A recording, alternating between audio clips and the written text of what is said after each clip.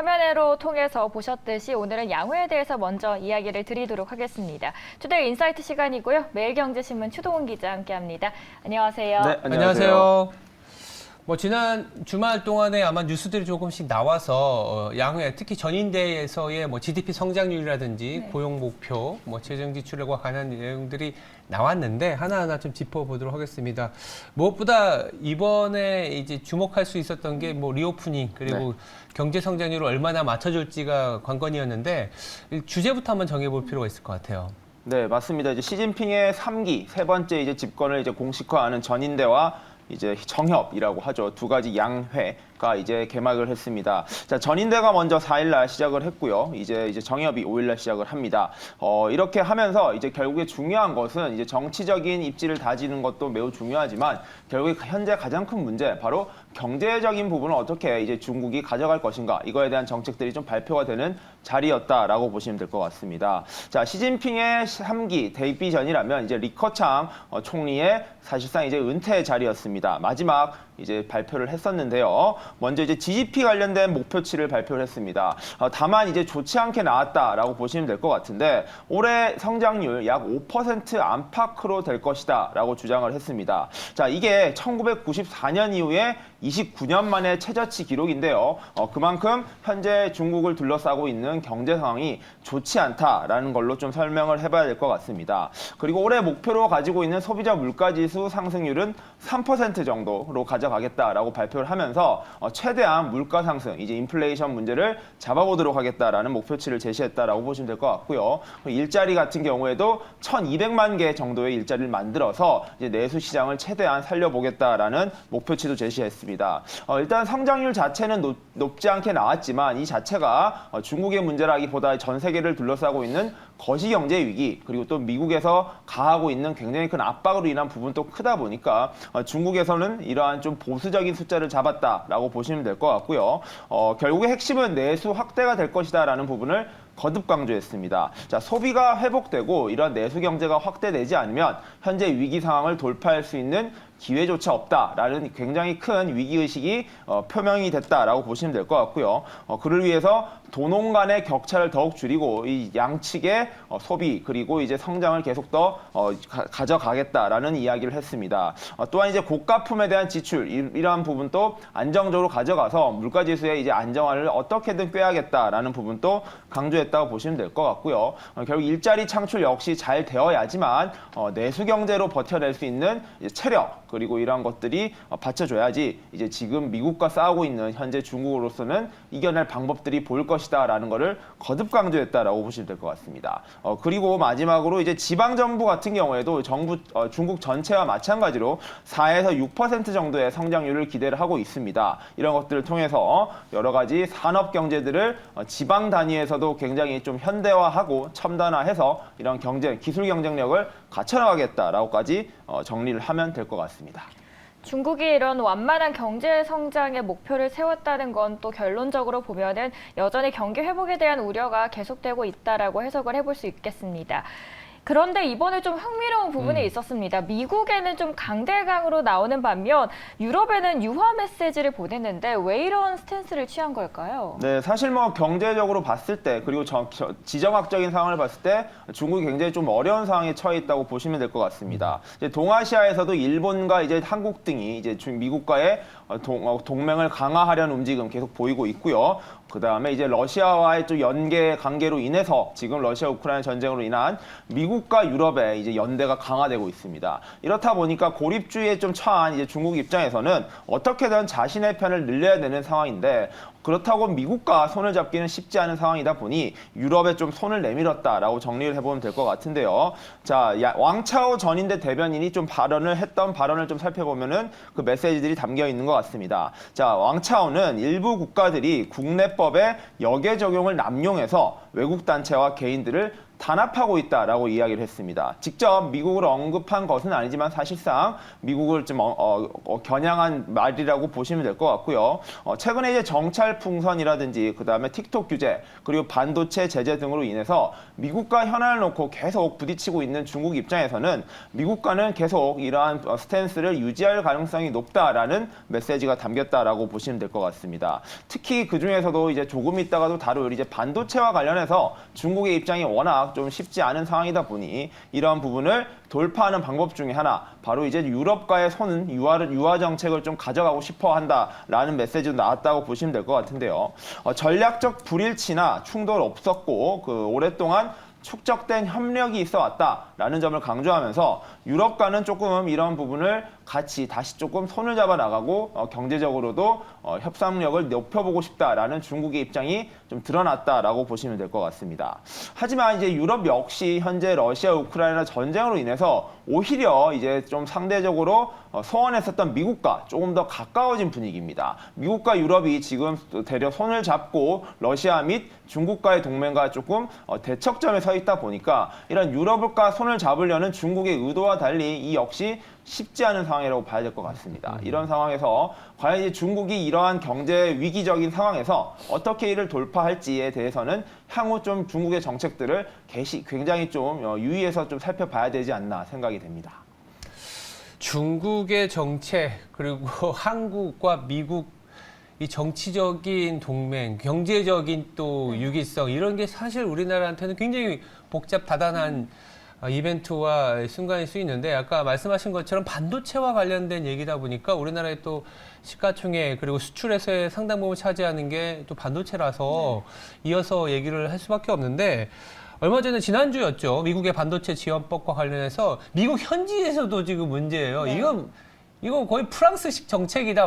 이런 식으로까지 얘기 나오는데 특히 그 안에서도 보면 가드레일법이라 그래서 중국을 다분히 견제하는 법인데 이 핵심을 한번 짚어보고 우리의 어떤 대응을 생각해봐야 될 것 같아요. 네, 맞습니다. 이제 중국에서도 노골적으로 이제 미국 견제에 나섰다면 반대로 미국 역시 중국에 대한 이제 압박을 계속 강화해 나가고 있다라고 보시면 될 것 같습니다. 네. 자, 미국 상무부가 지난달 28일 이제 반도체 지원 보조금 신사 기준을 발표하면서 가드레일 조항을 조금 구체적으로 좀 언급을 했습니다. 자, 이 부분이 사실 문제가 되고 있는데요. 그렇죠. 반도체 지원법이나 이제 칩스 또 IRA와 같은 법안들은 미국 중심의 이제 경제를 가져가기 위한 정책으로 어느 정도 예상은 됐었지만 문제는 이 강도가 조금 강하지 않나라는 우려가 한국뿐만 아니라 미국 내에서도 좀 나오고 있습니다. 자, 미국의 국가안보를 훼손하는 데 쓰이는 보조금이 있다면은 이거를 전액 반환해야 된다라는 것들이 일단 전제가 되어 있고요.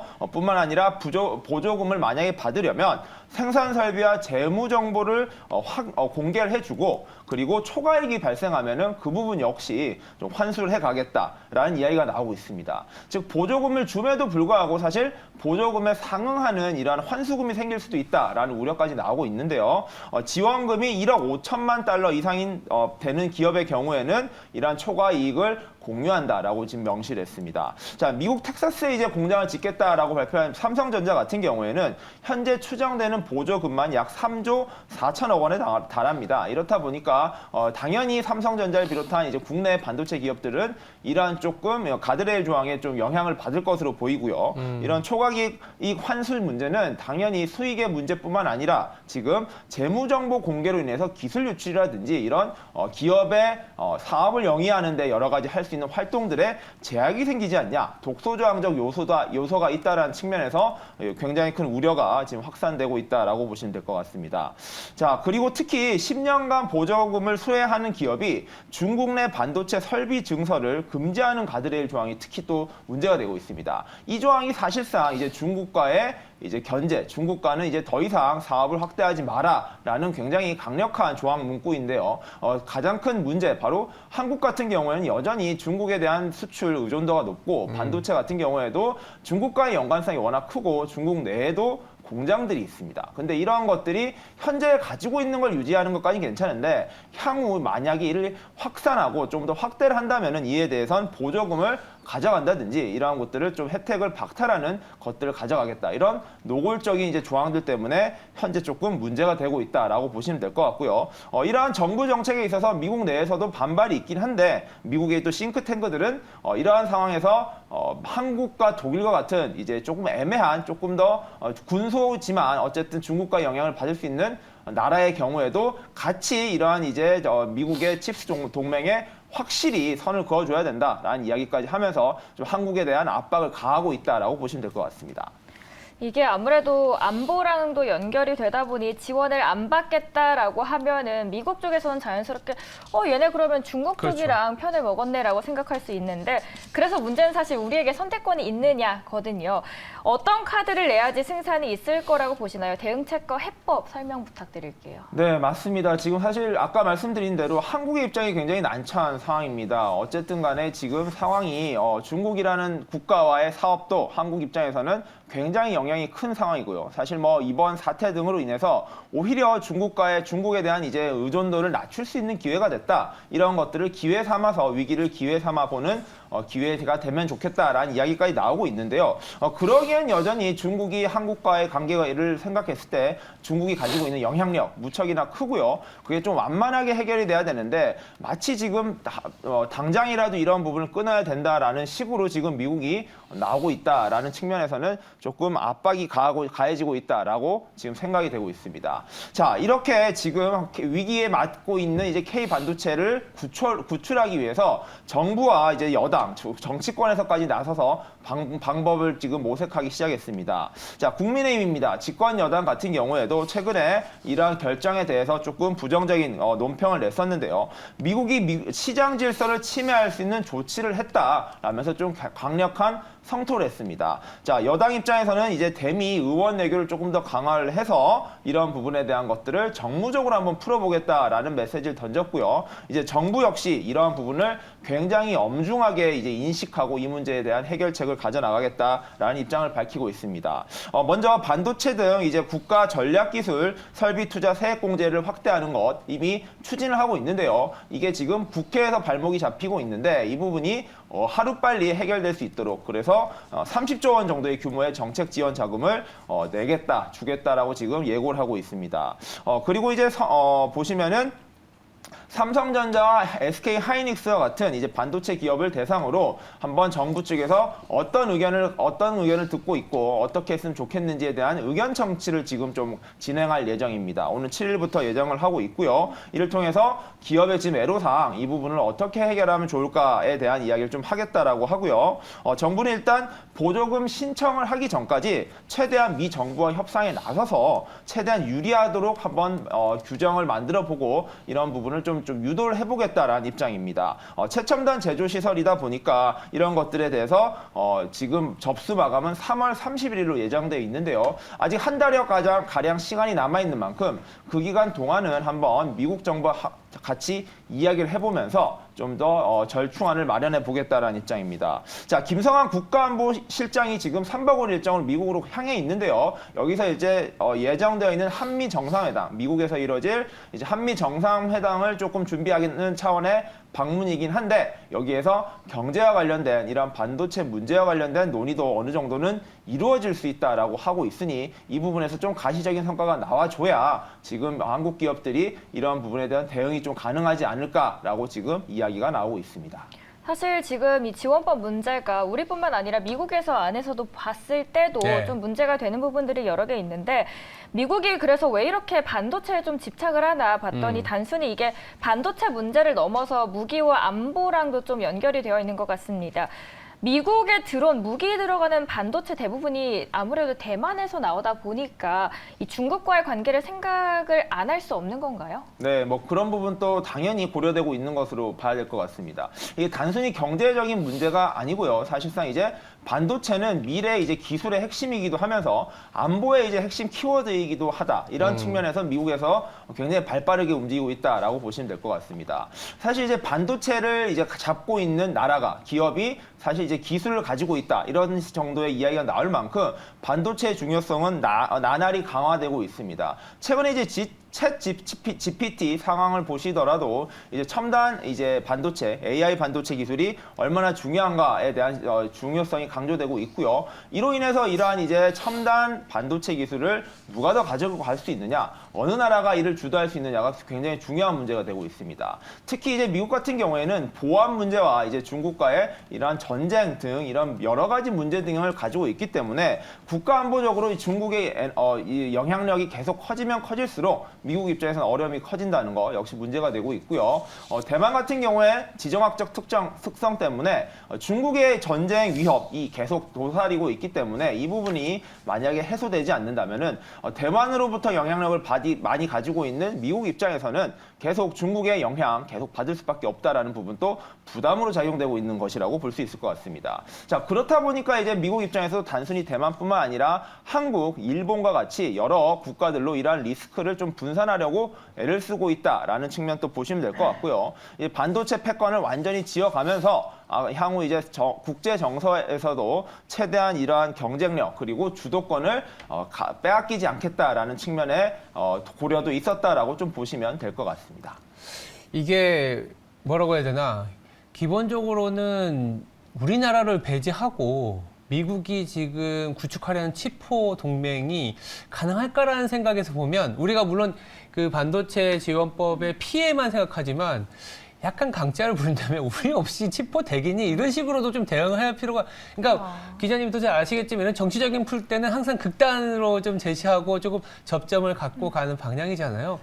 좀 쉽게 예상할 수 있는 부분은 아니지만 정치적인 해결점이 조금씩은 나올 수 있는 상황일까요? 네, 맞습니다. 결국은 이게 경제 문제지만 결국엔 그쵸. 또 정치 문제다라고 결국에 귀결될 네. 수밖에 없는 부분이 맞긴 한데요. 한국 입장에서는 어찌 보면은 중국에 대한 의존도를 낮추려고 했던 이유 중에 하나도 바로 그런 눈치를 보는 것, 정치적인 그렇죠. 문제 때문에가 좀 컸었습니다. 그러니까 이제 일각에서 나온 이야기가 오히려 이런 상황에서 한국이 어쩔 수 없이라도 이렇게 미국과 같이 동맹을 강화해 나가는 방향으로 조금 더 힘을 기르다 보면 분명히 그 사이에서 이제 한국에 대한 지금 니즈가 지금 양국가들 다 있기 때문에 이 부분을 상당히 잘 활용해야 된다. 이걸 좀 기민하게 대응해야 된다라는 이유가 나오는 이야기가 바로 그런 것 때문입니다. 물론 쉽지는 않습니다. 일단 워낙 그렇죠. 지정학적으로는 중국과 가깝고 이제 이러한 동맹적인 측면에서는 미국과 가깝다 보니까 한국의 입장이 수많은 그 여러 선진국들, 반도체 선진국들 중에서 가장 애매하기도 한 상황입니다. 오히려 대만과 같은 경우에는 중국과의 대립각이 워낙 분명하다 보니까 미국과의 동맹을 공고히 해나갈 수 있는 상황인데 네. 한국 같은 경우는 오히려 이제 중국과의 관계가 감안하지 않을 수가 없는 그 사이 즈음에 있다 보니까 말씀하신 대로 현재 상황에서 조금 강단을 부려서 미국과의 공고한 협력 그리고 한국이 없으면 양쪽 다 어렵다라는 부분을 잘 강조를 한다면은 분명히 그런 부분에서 인센티브를 얻는다든지 서로의 니즈에 부합하는 한국을 찾게 만들어주는 기회로도 활용될 수 있게 가야 된다라는 이야기가 나오고 있습니다. 이게 저는 이제 투자적인 측면에서 보면 그렇죠. 역발상으로 이 정치적인 불확실성도 가장 크게 와 있는 수준이고 경제적으로도 가장 안 좋은 타이밍이기 때문에 반도체한테는 가장 안 좋은 순간이니 오히려 주가는 저점을 지나는 거 아닌가. 오히려 만약에 중국에서의 문제가 된다? 그럼 중국의 생산 설비가 안 되면 공급이 줄어들 수 있으니 그럼 공급 줄어들면 또 바닥이 아니냐. 뭐 이런 생각도 해봅니다. 네, 저희 다양한 이야기까지 그렇죠. 그리고 주가적인 측면까지 설명을 해주셨습니다. 네. 중국과 미국과의 구도 속에서 우리는 어떤 입지를 갖고 어떻게 살 길을 찾아 나갈지에 대해서 내용 설명해 드렸고요. 오늘 투데이 인사이트 시간은 매일경제신문 추동훈 기자와 함께했습니다. 말씀 감사합니다. 네. 감사합니다.